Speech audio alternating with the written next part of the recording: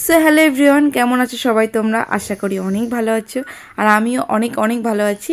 আর এইদিকে দেখো, অনেক দিন ব্লগ দেওয়া হচ্ছে না তোমাদের সাথে।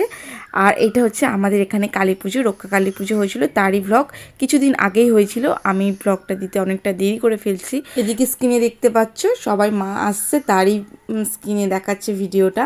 আর যেহেতু আমরা প্রতি বছর যাই, আর আমার বেবি হওয়ার পরে যেতে পারিনি, কিন্তু হচ্ছে মাকে আনতে আমরা যাই, খুব মজাও হয় গিয়ে আনতে। আর এদিকে দেখো এই মণ্ডপটা সাজিয়েছে খুব সুন্দর করে, এদিকে একটা গণেশের মূর্তি দিয়েছে।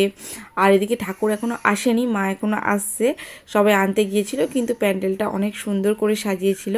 আর যাই হোক, এদিকে দেখো মা চলেই এসছে ফাইনালি। আর সবাই তো খুব আনন্দ করছিল এই মুহূর্তটার জন্য, সবাই অপেক্ষা করে থাকে এই দিনটা কবে আসবে। তো সবার আশা সবাই ঠাকুর পূর্ণ করুক। আবারও এক বছর অপেক্ষার পালা, আবারও এক বছর পরে আবার মা আসবে। আর এই ভিডিও রয়েছে তার পরের দিনের ভিডিও।